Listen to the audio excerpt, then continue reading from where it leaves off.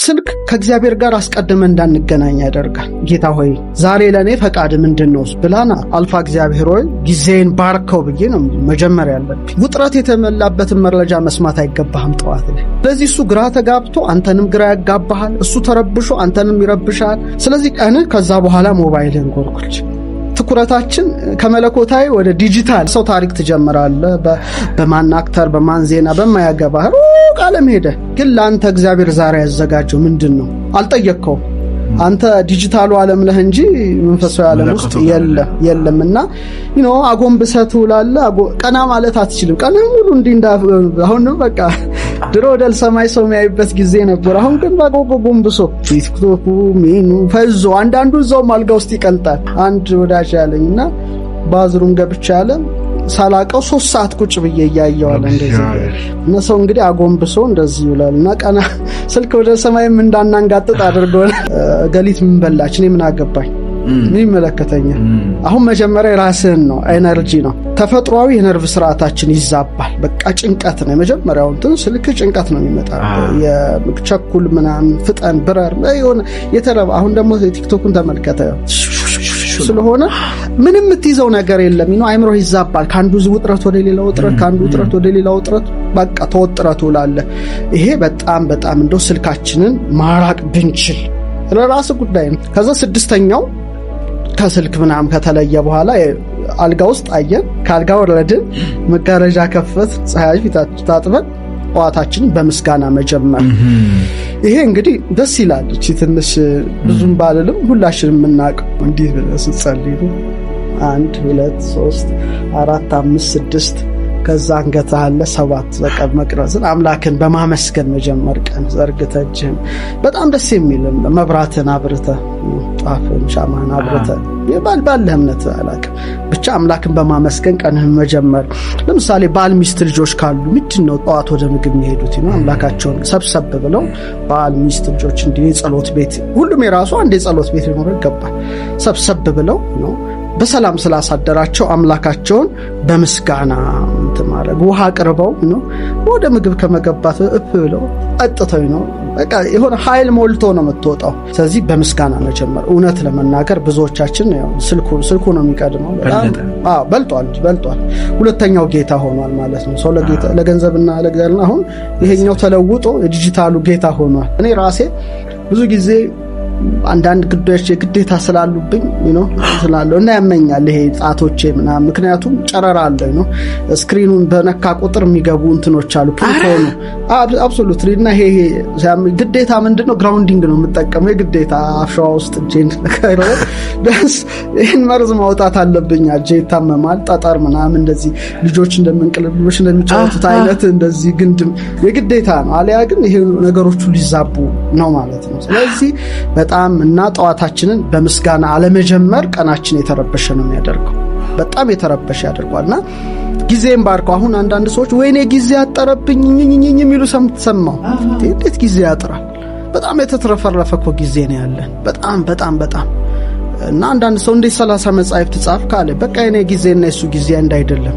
የሱ 24 ሰዓትና የኔ 24 ሰዓት አንድ አይደለም። ለምን ጠዋት ስትነሳ አልፋ እግዚአብሔር ሆይ ጊዜን ባርከው ብዬ ነው መጀመሪያ ያለብኝ። በቃ ጊዜን ባርከው፣ አካባቢን ባርከው፣ ማገኛቸውን ወዳጆችን ሁሉ ባርካቸው። ምወጣበት ምገባበት ሁሉ ባንተ ሰላም፣ ባንተ ብርሃን፣ ባንተ ፍቅር ብቻ የተመላ ይሁን ብለህ ትወጣለህ። ይባርከዋል አምላክ። አንኳኩ ይከፈትላቸዋል። እና የምትጸልየው ለራስ ብቻ አይደለም፣ ለአካባቢ፣ ለጓደኞች፣ ለመስሪያ ቤት። ስለዚህ ይሄ ማለት በምትገባበት በምትወጣበት ሁሉ ጠይቀኸዋል። የእግዚአብሔር ኃይል አብሮ ይገባልና ሰዎች በ6ኛ ደረጃ ጠዋት ከምንም በፊት ፊታቸውን ታጥበው በምስጋና አምላካቸውን አመስግነው መጀመር።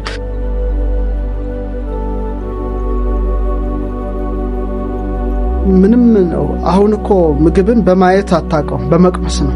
ስላየው ምን ሊሰጥ አይችልም። ብርቱካኑ ይምረር ይጣፍጥ በመቅመስ ነው። መንፈሳዊ ልምምዶች እኮ በመተግበር እንጂ ዝም ብሎ እንደ ዕውቀት እንደ ማለግ አትችልም። ስለዚህ ብትጸልይ አንተም ጥሩ ነው እኮ ምን ይባላል?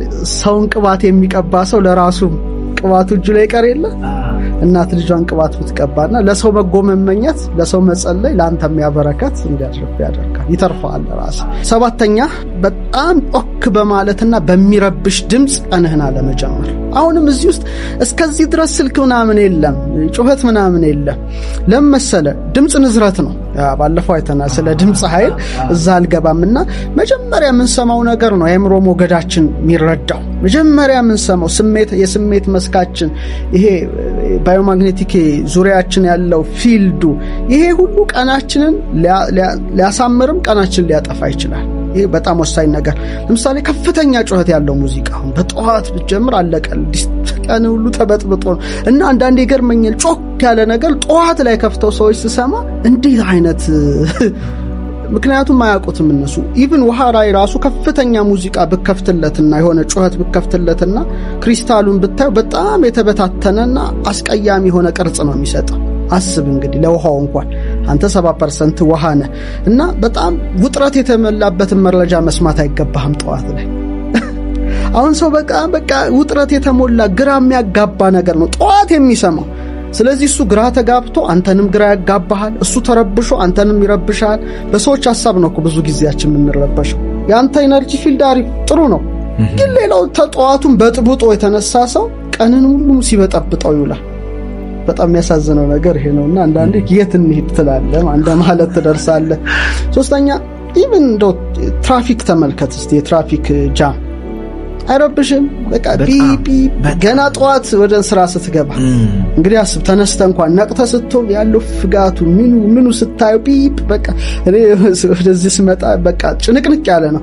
ሰው ምንድነው ማድረግ የምችለው መሰለ? በቃ የሚያበሳጨኝ እንዳይኖር ጥሩ ነገር ማሰብ ጥሩ ነገር በማሰብ የድሮ ሆነ የሆነ ሲያችን እስክታልፎ ድረስ ማለት ነው። ምን ያህል ኤነርጂ እንትንህን የነርቭ ስርዓት ይወጠራል። በቃ የሚያስደነግጥ ዜና ስትሰማ ይወጠራል። ሲግናሉ ወጥረው ይላል። ወጥር ትላለህ እንግዲህ የቴታና አልፋ ሞገድ በቃ ኮላፕስ ያደርጋል ማለት ነው እንጂ አንድ ግኝት ታገኝ ነበር በዛን ቀን ተመስጦ ውስጥ ትገባ ነበር። ያ አይሆንም። በቃ የልብ መስክ ትርምስ ይሆናል፣ ኬዎስ የሚያልቅ ነገር ይሆናል። ስለዚህ በምትኩ ሰዎች ለስላሳ ነገር ቢጠቀሙ፣ ለስላሳ ድምጽ ጩኸት ሳይሆን ጠዋት ሲነሱ ነው። ለምሳሌ ክላሲካል ነገሮች መንፈሳዊ ከሆነ በገና ክራር፣ ዋሽንት ደስ ይላል። ጠዋትህ ወፎች ሲጮሁ ታይም ጠዋት እንደደስ እንደሚል እና የተፈጥሮ ድምጾች ብትጠቀም የነፋስ ድምጽ፣ የውሃ ድምጽ ያረጋጋልና ጠዋትን በዛ በተረጋጋ ከጸሎት በኋላ ቁርስህን ጠበልህን ጠጥተህ ቁርስን ቀለል ያለ ነገር ስትመገብ በዛ ብትጀምረው እስካሁን ሞባይል መንካት አያስፈልግም። ቁርስን ከበላ በኋላ እና በቃ ከዛ በኋላ ያለው በጣም ወሳኝ ጉዳይ ነው። ከዛ በኋላ መስማት። ሌላው 8ኛው የመጨረሻው ግጭት ውስጥ አለመግባት። ጠዋት ስትነሳ አንድ ሰው ቀኑን በመጨቃጨቅ ከጀመረ ወይም ባትጨቃጨቅ ደግሞ ሜሴጅ መላክ ከጀመርክ የሚያናድድ ሜሴጅ ደግሞ ያለፉ ግጭቶችን ማስታወስ ከጀመርክ ጠዋት ስትነሳ ወይም ከሰው ጋር ተጣልተው ወይም ሰው ሰድቦ ኦር ደግሞ ወንድ ጓደኛም ይሁን የሴት ጓደኛ ተጣልተው ሊሆን ይችላል ያን ማሰብ ከጀመሩ ቀናቸው ሞተ በቃ።